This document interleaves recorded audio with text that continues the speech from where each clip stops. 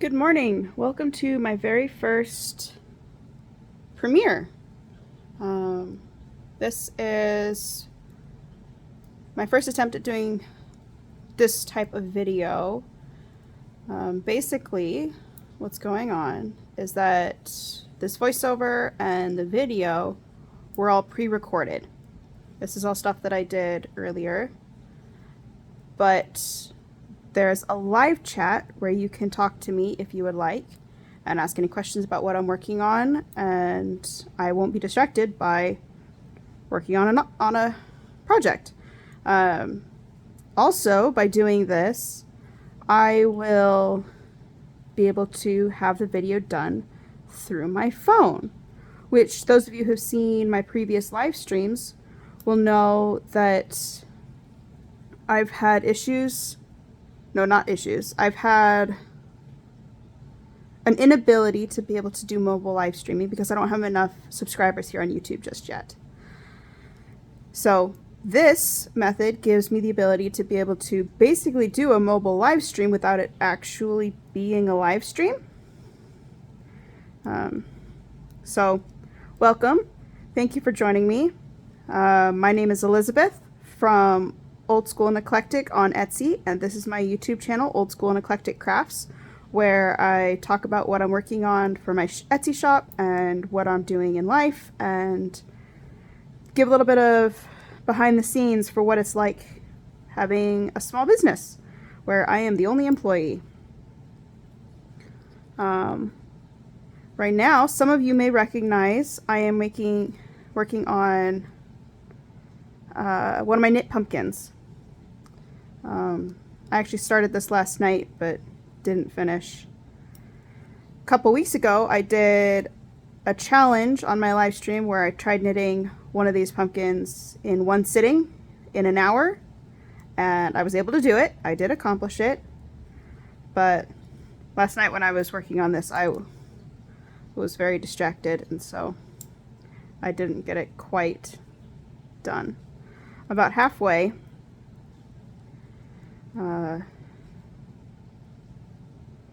By the time this airs,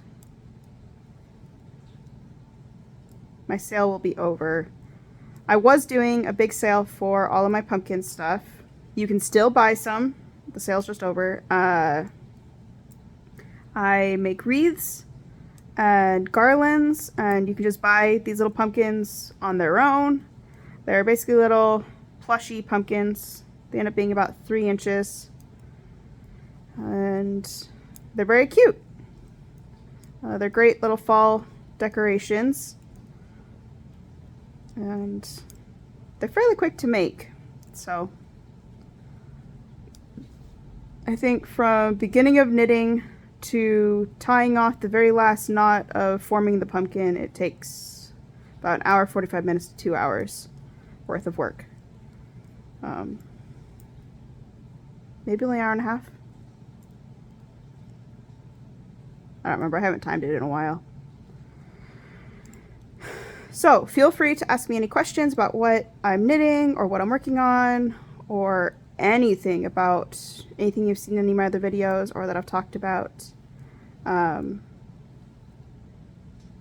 know I've been trying to do like a scripture and a quote of the day at the beginning of each of my live streams. Unfortunately, my quote of the day is currently on my phone, which is filming this, so I can't really do my quote of the day. Maybe I'll put it in the description box.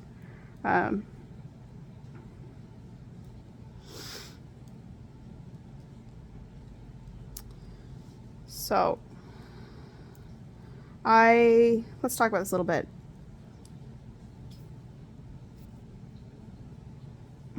I started knitting when I was probably about 14 or 15. My mom and some ladies from my church had introduced me to crocheting, and so I got into crocheting, and that kind of lit the spark for creating things, particularly making things with yarn. And so I started trying to find other things that I could do, and I was fascinated by knitting. This whole idea that you could take 2 sticks and make something out of it with just some yarn and 2 sticks. So for my birthday one year, my mom got me a how to knit book with my first knitting needles, and I taught myself how to knit. So if you see that I knit or like wrap around, like the way that I throw my yarn is different than many people because I taught myself. I wasn't taught by some master knitter or anything like that. So I didn't even know that there was like a traditional way to knit, and like I know there's a couple different ways, but I didn't know that those existed until like a year ago.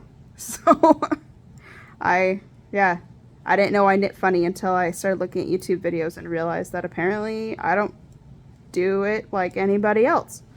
And actually, when I first started, I taught myself wrong. And so I ended up doing twisted knit stitches. And so instead of looking all nice and neat, one of the rows would be like there'd be a twist in it. And it just looked funny. I couldn't figure out for the longest time it was because I was wrapping the wrong direction. It was pretty funny. So it took a little bit of practice. It always takes practice. Again, I started this when I was about 15, so I've been knitting for more than half my life. And I think these knit pumpkins were based on a pattern that I originally bought, but I can't find that original pattern, so maybe I just came up with this on my own. I honestly don't know. I don't remember. It's been just over a year, and my memory's not that great. And a lot's happened with my crafting stuff in the last year, where stuff's been moved around and disheveled, and I've lost track of a lot of things. So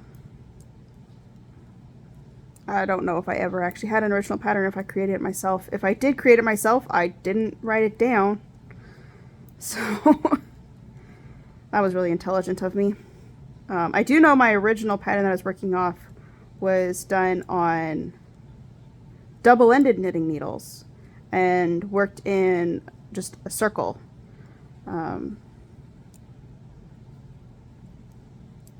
that was the first time I'd ever used double-ended knitting needles, which is fairly simple. Like, it's the same idea as knitting, it's just that you rotate between which needles you're using. But I decided that it was easier and ultimately took about the same amount of time for me to just knit the pumpkin flat and then sew up the seam. So I decided to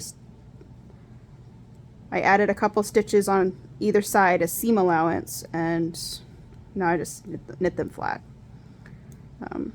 This way I don't have to concentrate on it quite as much. Like, I can knit without even looking at what I'm doing, because it's literally just purl and knit, and there's nothing fancy about what I'm doing.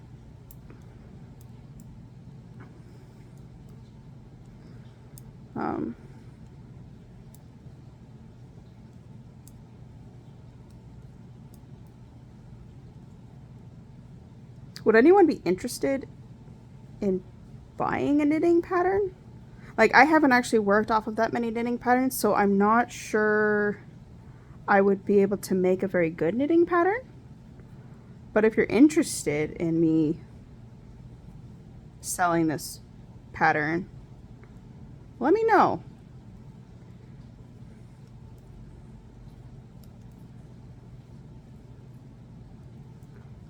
I'm at a point where I have to count, because at the beginning, at the end, I increase and decrease stitches, just so that the beginning and end doesn't have quite so much bulky fabric to have to be, wait, what am I looking at? Already losing count. I know my original attempts at making the pumpkins, I just did like a square or a rectangle of knit fabric that then I just sewed into a tube and tightened the ends on to be able to create a ball for the base of the pumpkin. But I decided that that made the ends, the top and the bottom, too bulky. And so now I increase and decrease at the tops and bottoms so that way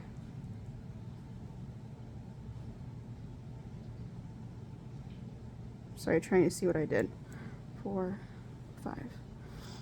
Now I increase and decrease at the tops and bottoms so that there's less fabric to have to gather. So it looks much neater now. But I need to actually keep count of what I'm doing. 3, 4, 5.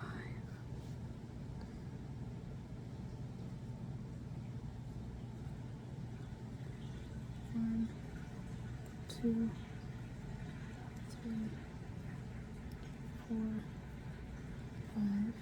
If you have questions, I'm obviously not going to be able to answer them over voiceover because this is pre-recorded, but I will be in the chat where you can ask questions and I'll be able to respond there.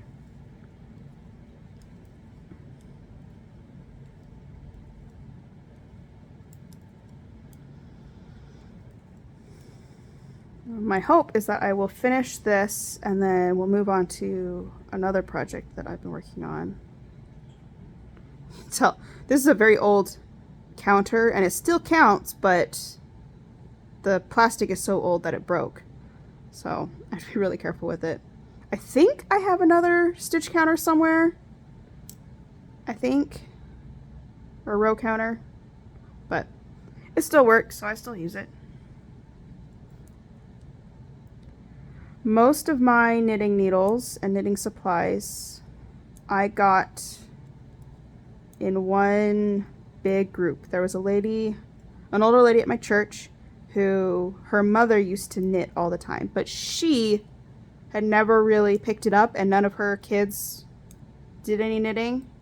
But when she found out that I had learned how to knit and that I was having a lot of fun with it, she gave me everything.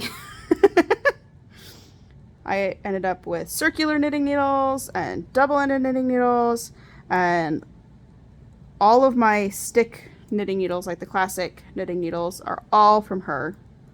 I think there's the one pair that I started with that I got from my mom, and I think I've bought one other pair just to fill out my set.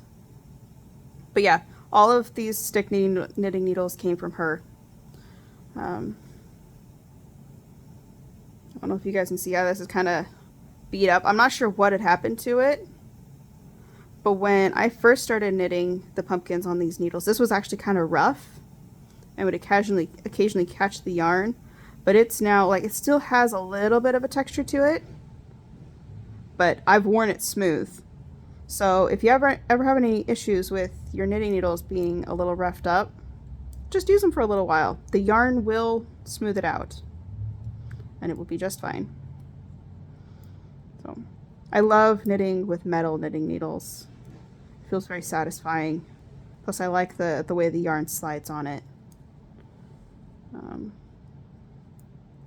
I know there are plastic knitting needles. I know there are wooden knitting needles. But so far, metal are my favorite. I don't like knitting or crocheting with plastic knitting needles because I tend to hold them too tight. I have actually broken plastic crochet hooks before because I hold them too tight and I put too much pressure on them, and so I snap them. So I much prefer metal. 2, 3, 4. In most of my crafting, I prefer metal tools over any other medium. Sewing needles, I've snapped so many sewing needles, like metal little sewing needles. I do a lot of hand stitching and I've broken an innumerable quantity of sewing needles.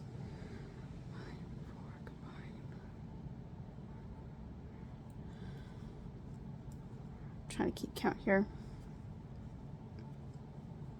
I've also broken thimbles, where I just use them so heavily that I puncture holes into them. Both plastic and metal, and silicone and leather. Like, I just wear through my materials very, very quickly. Through my tools. So metal is definitely the one that holds up the most to how heavily I use my tools. 3, 4. I would love to hear about what kind of projects and crafts you guys like and that you're working on right now. Is there a particular type of project you really like to do, or that you really like to see other people do? Sorry, my nose is itching like, oh, really bad. 3, 4. Those of you who watched my live stream from last week where I was doing my whip parade and I was showing all the many, many projects that I currently have going on right now, is there any of those that you saw that you thought would be really, really cool and would love to see more of, or love to know more about? Go ahead and ask in the chat or let me know, because I thrive on people's input, I guess.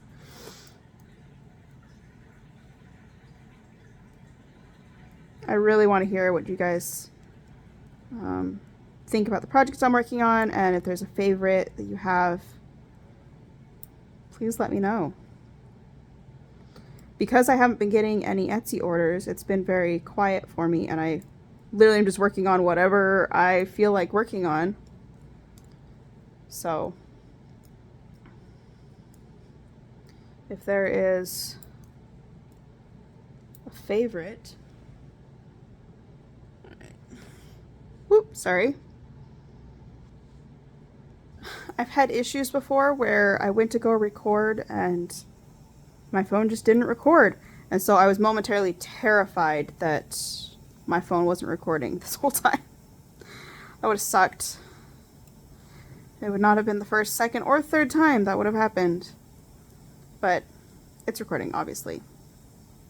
But I was definitely nervous.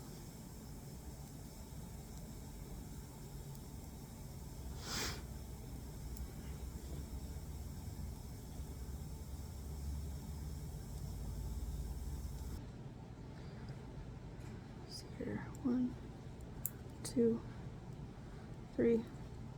When I'm stopping, I'm analyzing the stitching that I'm seeing to try and figure out where exactly I am. So that's what's going on.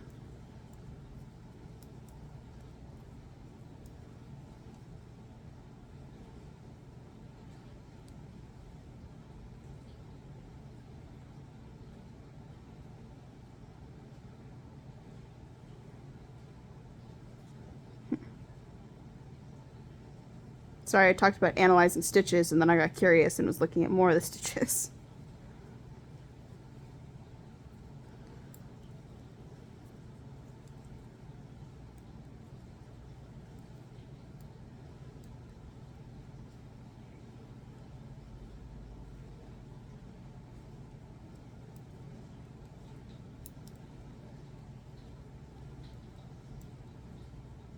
It's actually really hard to keep up a conversation with yourself.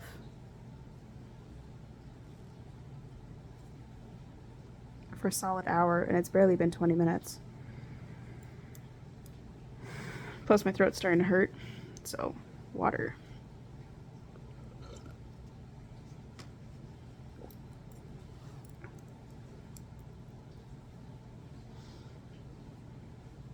I'm actually coming to the end of the body of the pumpkin.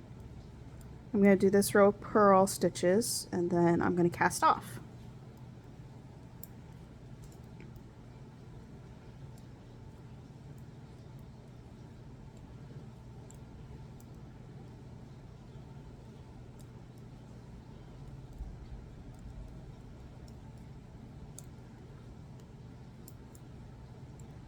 When you guys are working on something, no matter what the project is, or if you're just cleaning your house or working at work, is there something you like to multitask with, like podcasts or radio or Spotify or Netflix? What do you like to listen to or multitask with? I've been listening to the entire Hunger Games series. Personally, I really like listening to audiobooks. I finished the basic trilogy, and now I'm reading of Songbirds and Snakes. Ballad of Songbirds and Snakes? I think it's the Ballad of Songbirds and Snakes. I've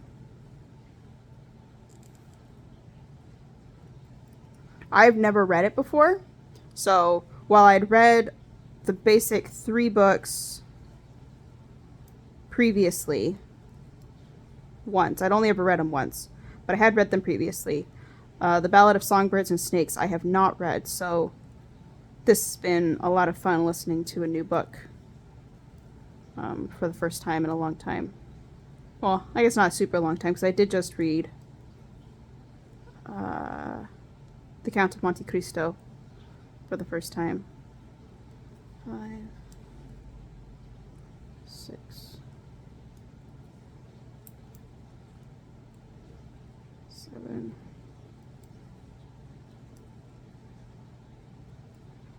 8, 9. Now, if I were making an article of clothing, I'd want to be careful about how I'm casting off and how I cast on so that it doesn't become too tight. But because I'm just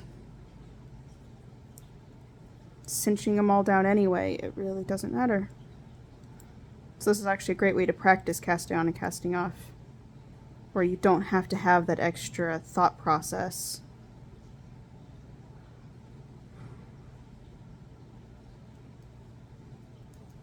I'm wanting to have enough here.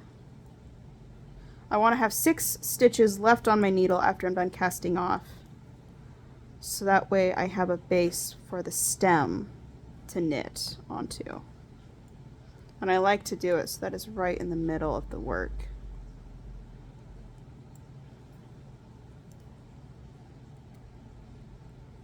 I mean, I could stagger the stitches and that would like aid the cinching down, but I'm not putting that much effort into it.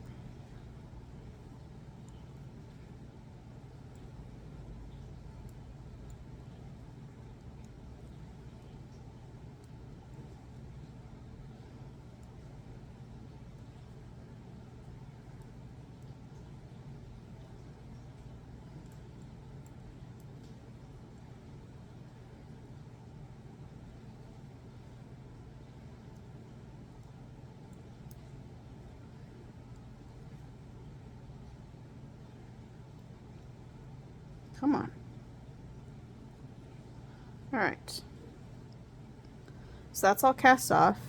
And now I want about 4 feet of extra thread. So that's that. I have found that there's a particular, from one of my fingertips all the way down and across to my opposite shoulder is almost exactly 1 yard. It's like, so 1 yard is 36 inches, and that distance for me is about 37 inches.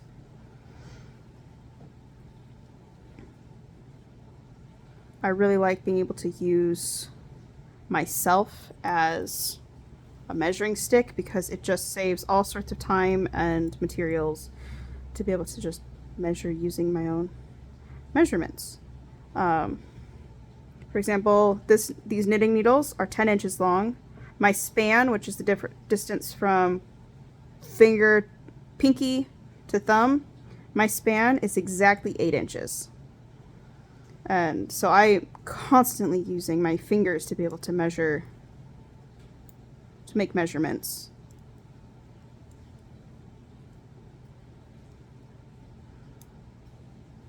Like you just saw me double check the knitting needle with my hand because I know that my span is exactly 8 inches.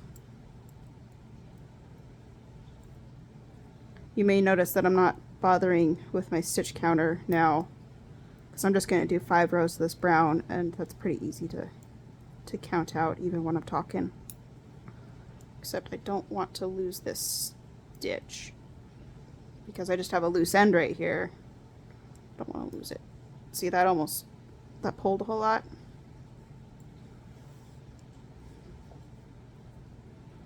So it's 2 rows.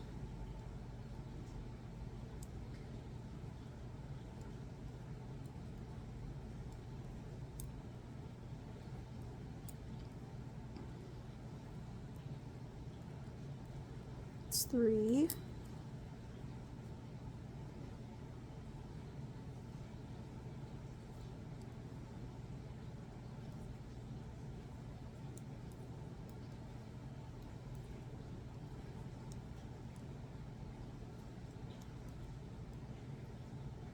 That's 4.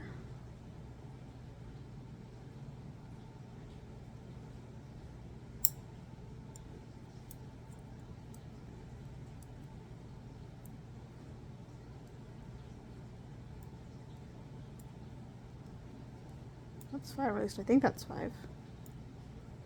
I'm second guessing myself now.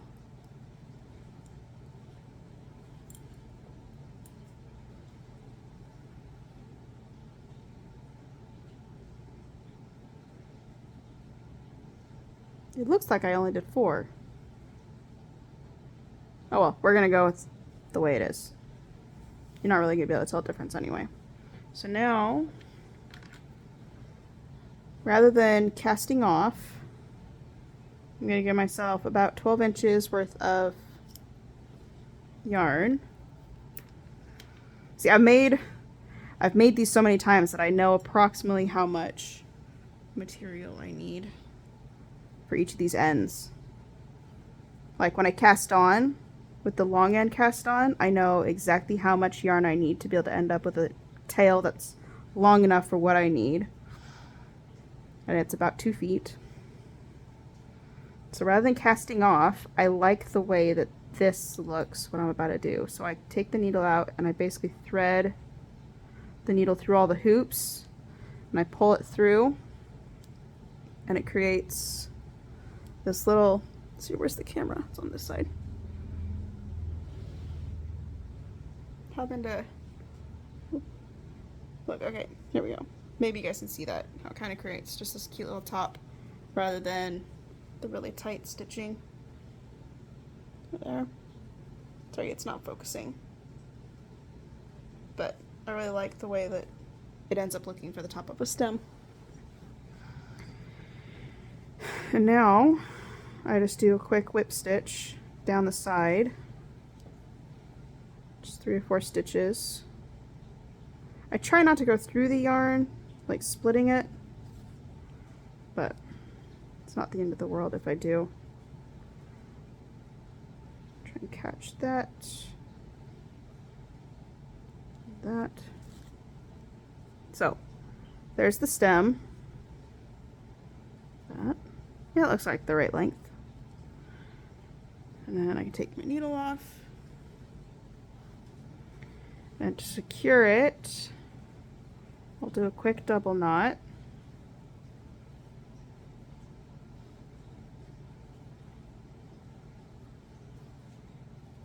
And then I won't cut these. After I stuff the pumpkin, I'm actually going to use this long end to seal the top. But for now, we need to close up the side seam. So we no longer need the knitting needles. So these can get thrown into the craft bag. Now I pull out the crochet hook. You notice that this is a plastic one. It's very bendy. When I have a project that I travel with, I'll take my plastic ones, my plastic hooks, because if I lose it, I won't be upset about it. I got a whole set of plastic hooks one year. I think I actually bought them for myself, not realizing I I think that's how I learned that I didn't actually like the plastic crochet hooks. So I could cut this, and I guess it's already cut. I could use that same needle that I used to sew up the stem and use it to sew up the side. But I found that this is actually faster and neater. So I like doing this. So you'll notice that because of the way I did the ends, there's these nice even stitches there on the side. And so I'm able to really easily just pick up the 4 strands of yarn there and then do a slip stitch. This is where it's really beneficial to know both knitting and crocheting, because then they can cross over and I can use the skills in both crafts.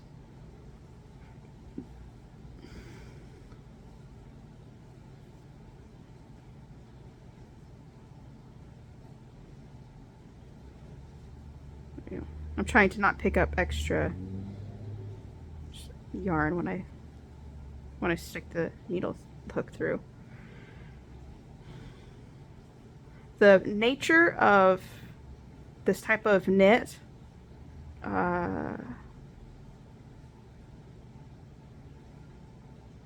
stockinette stitch, is that what this is? Is that it rolls, as you can see, like it just naturally rolls in on itself, and so I'm having trouble controlling the fabric right now. All right, and I haven't figured this part out yet, because for some reason it's like my count is always off. I'm really not sure, because I always feel like I end up with like one extra loop that doesn't get picked up, and I'm not sure if it's just, I don't know what it is. I haven't figured it out yet. And this is one of those things where with a knitting pattern, how would I help someone who's knitting this pattern for the first time navigate that issue? Like, I really don't know. So here's the seam all done. So I have those 2 rows, they're neatly stitched together, and now I'll turn it inside out, and there's the seam from the outside, which it doesn't look great, but that's will end up gonna be one of the pinch points for the one of the ribs of the pumpkin, and so this will be pulled in anyway, so it doesn't matter. So now I have these 2 ends. I have the shorter end and the longer end, and I'm going to take the shorter end and I'm going to use it to close up this hole.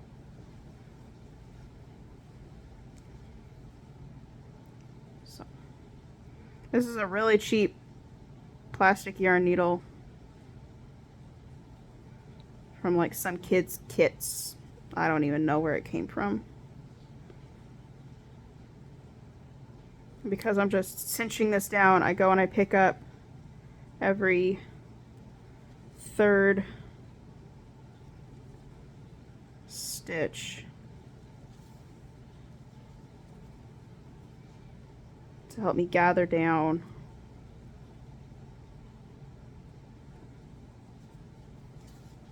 this hole. 2, 3, 2, 3, and then 1, 2,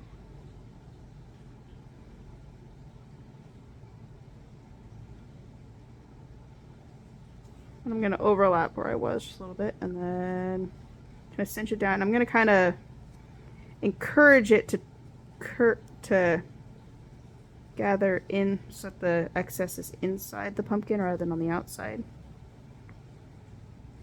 So get that gathered, and then I have this end, And I just do another square knot. I pull that nice and tight.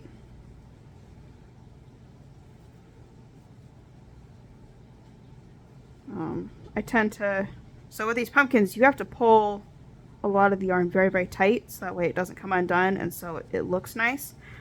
But you have to be careful, because I've had so many issues where I will snap the yarn.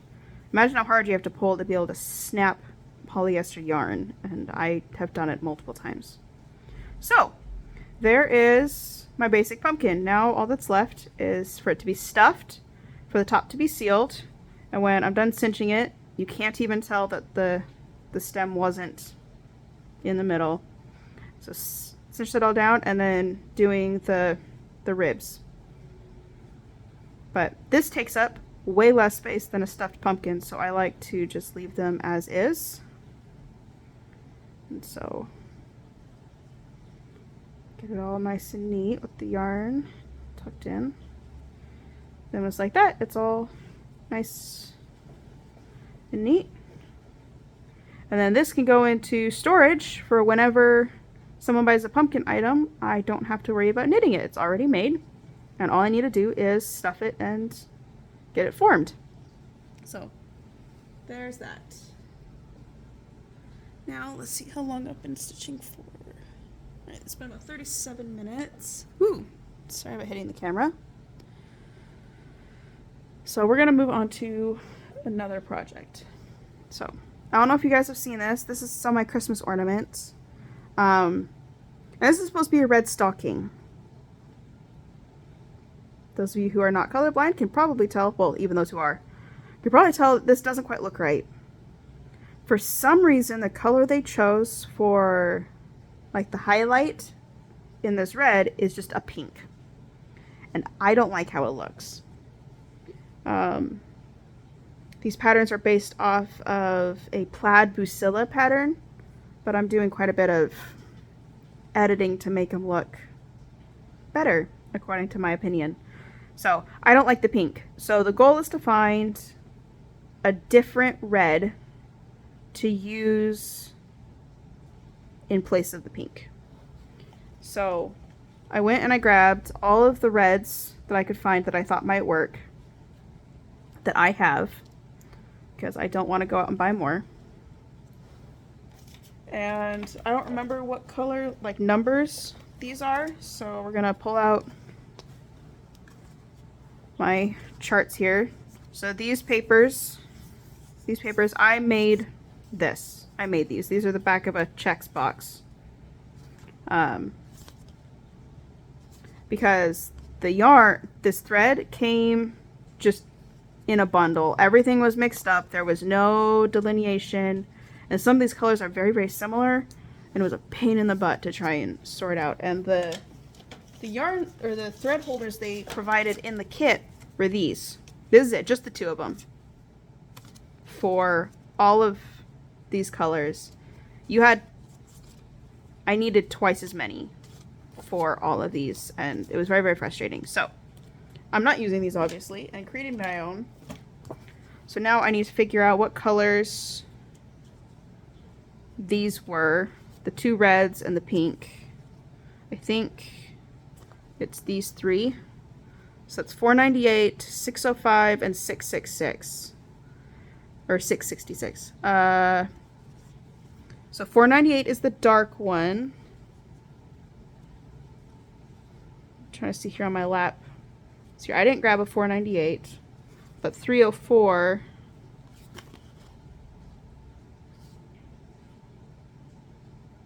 That actually looks almost identical. I'm actually going to make note of that. So these threads are actually, I think they're Anchor. I'm not sure what Busilla uses, but it's not DMC. So these colors aren't actually identical to the DMC threads.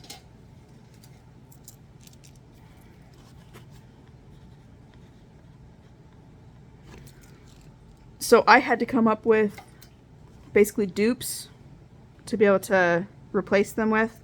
And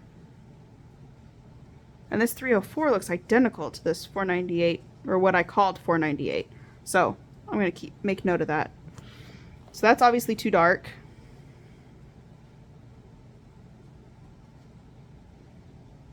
This one, this is a mix of 498 and 666. So it's one strand of each. Is this color used? No.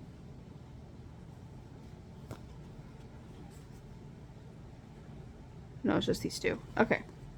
So I don't want to use this one because this would end up as a middle color where I don't want a middle color. I want a lighter color. So we're going to actually set this one aside. I hope you guys can see everything I'm doing here on my lap as I'm throwing stuff around. So I want something lighter than 666. So this is 666.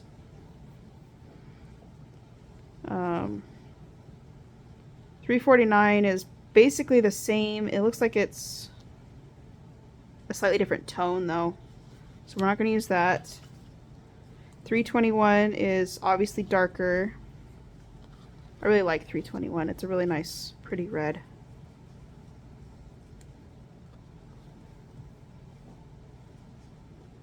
Honestly, I feel like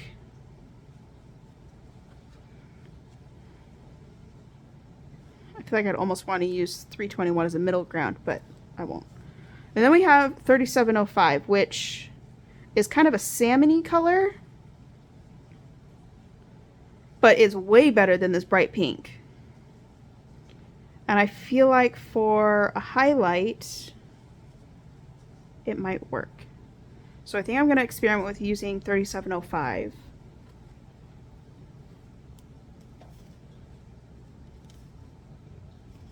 As the highlight here. So we're going to do that.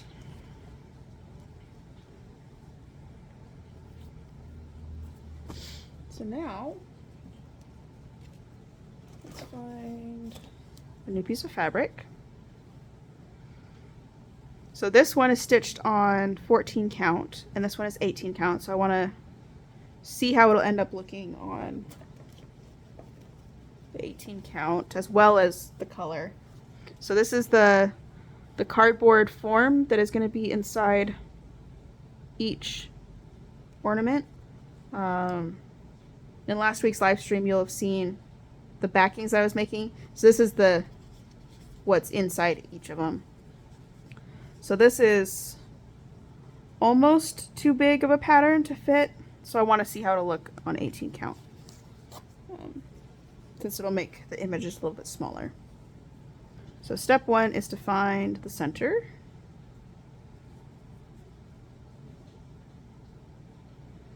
So I fold it in half, find where the holes are on that row, and I take approximately the middle line, just stick the needle into it.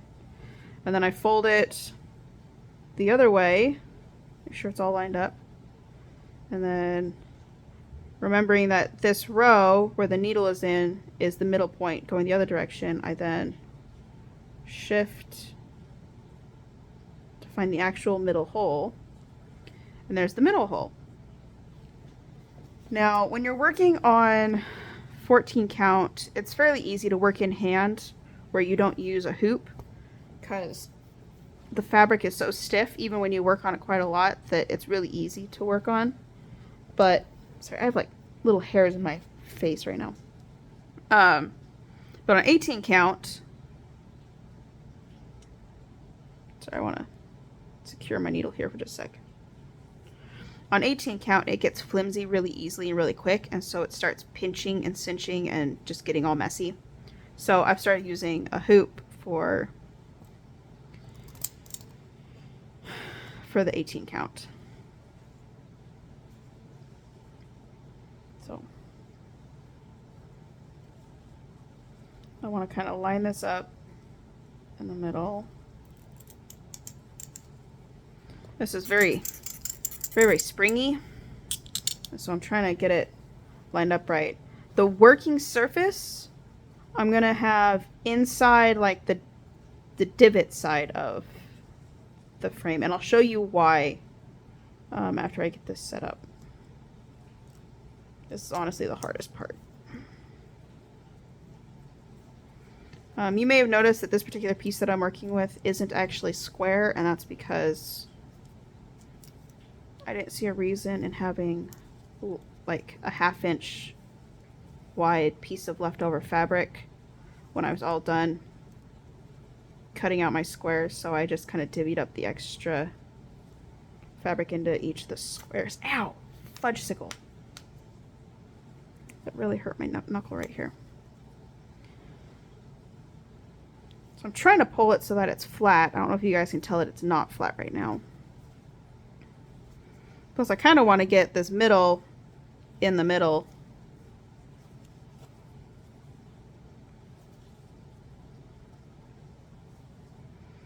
Let's push this up just a little bit. So if it's not flush when you're pulling it, it'll actually be better for you later. Again, I'll show you why. Just a second. This really is the hard part, trying to get this all lined up. I'm going to tighten this down. So I've got it mostly flat. But you see how there's a rim right here? I'll show you why I did that here in a sec. So tighten this as much as I can. Okay, and then I'm going to push this in so that it becomes flush.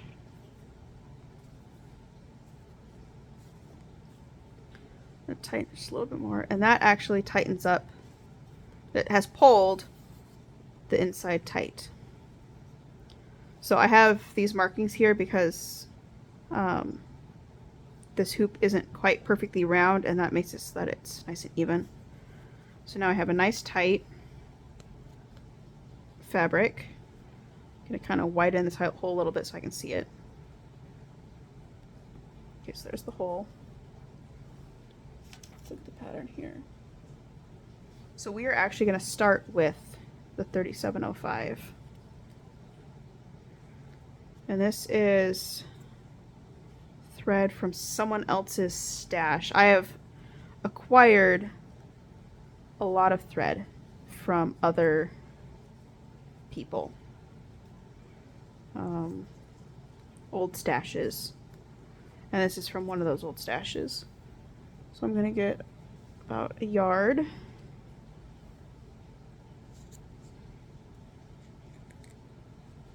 Then cut it.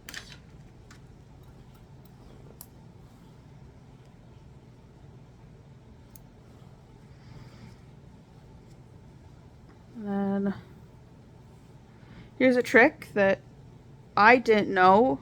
I'm not sure when I learned it, but rather than like trying to grab all your threads and just like ripping them out of the 6th strand, you only ever grab one thread at a time. And I'm only going to grab one right now, but you grab one thread. That's it. Just one. Don't try and grab a whole bunch at once. Just one. And rather than trying to like pull it out where it's just going to get twisted, I want you to grab it, pinch the whole strand, all 6 strands, and you're just going to pull straight up so it all gathers. And you're just going to pull it out. If it kind of catches, just pull. And pull and pull and pull until it releases. See how easy that came out? There's no knotting, there's no mess, and it's not twisted. So, pull one strand at a time, and it comes out so quick. So I'm not going to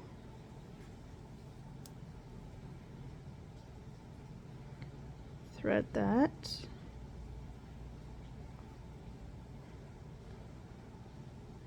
It'll be a sad day when I can no longer thread needles really easy like that. Okay, so now we're going to find out why I put, or part of the reason why I'm having the working side be this side, and this side is going to be the back. This is going to be the back of the work. The back of the work here. So here, I'm trying to figure out how to do this so you guys don't see the pattern, but I can still see the pattern. Okay, you guys can't see over there, so we're going to go with this. Okay, so I'm going to start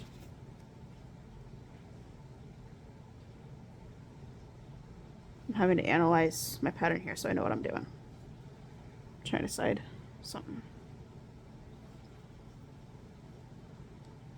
So this is the middle hole right here. And I'm going to start over one. I'm going to pull up.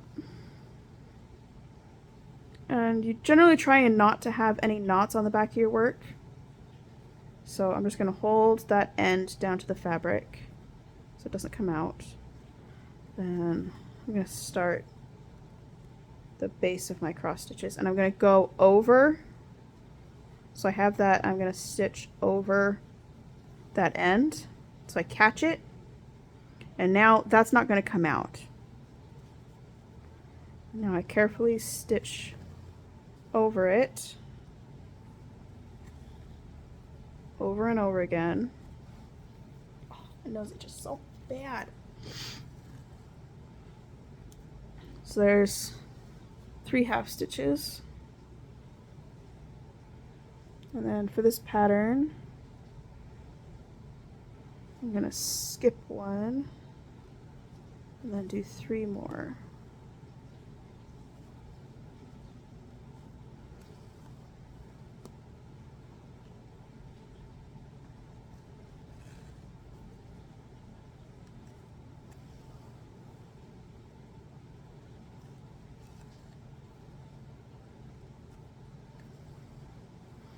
See how long I've been filming. Okay. So I really like to kind of do a fill, and then I come back through and I finish off the cross stitches. So I'm gonna keep going. You see how I caught this all the way across and there's this little end? That's not gonna come out now, plus it's nice and flat. And if I don't like this little frilly end, I can trim that and it's not gonna cause any issues. So this one I stitch all the way across.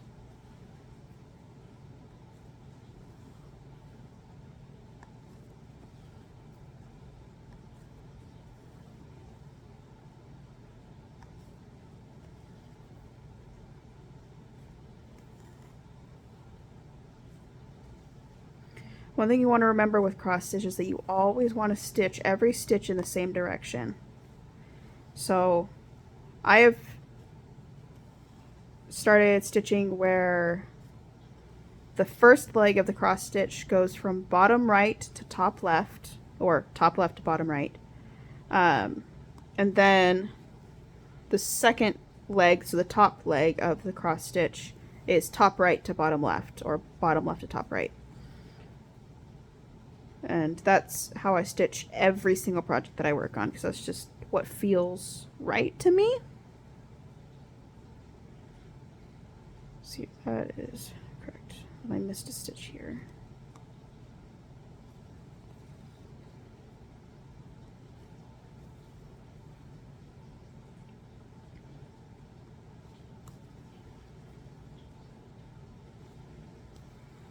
So it's 3, 3, 1.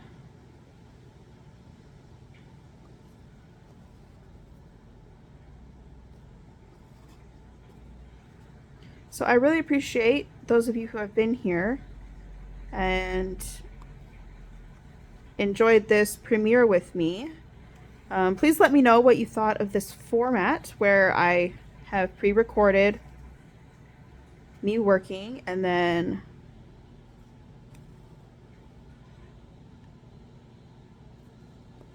post it with doing it as a premiere, so that way there's a live chat. Let me know what you thought, what your opinions on it were, things that you think that would be nicer, or if there's a different project you would like me to work on. Please let me know.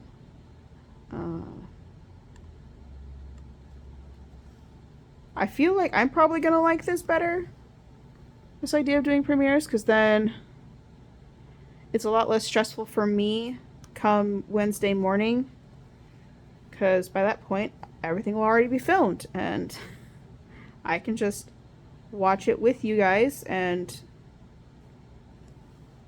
answer your questions.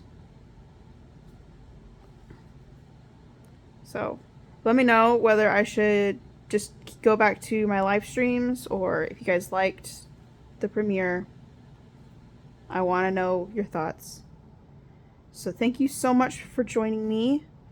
If you would like to support my Etsy shop or support me and what I'm doing and what I'm sharing, it would mean a lot if you were to like or comment, share any of my stuff, my videos, my posts, my listings from Etsy. Any interaction any of my websites get helps me in my business. So any help you'd be willing to give is helpful. Let's see here. What else is there? In the link haven, that's what I keep hearing people call it. In the description down below, there is a link to my Etsy page. There's a link to my Facebook group. Let's see what else is there. There's a link to my Instagram. There's a link to an interview I did with a magazine called Voyage STL here in St. Louis, where they interview entrepreneurs and small business owners. And so I was interviewed a month or so ago, and so there's a link to that article. If you'd like to know more about my scriptures of the day or the quote of the day or who the people are that I am quoting, I invite you to look at either of the other two links that I shared. They are from my church and are available to anyone who might have any questions or would like to take a look.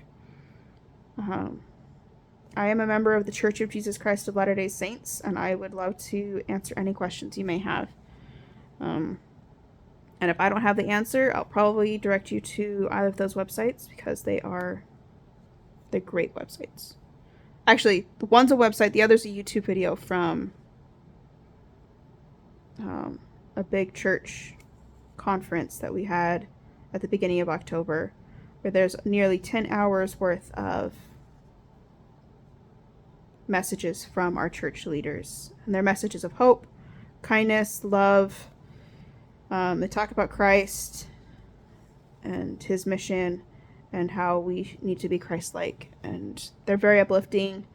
They're full of joy and hope. And so if you need a good message or thought, I would invite you to go look at that link to that other YouTube video. And again, thank you guys for joining me. I hope I will see you guys next week. And yeah, I think that's everything. I love you guys. Thank you for joining me. Bye.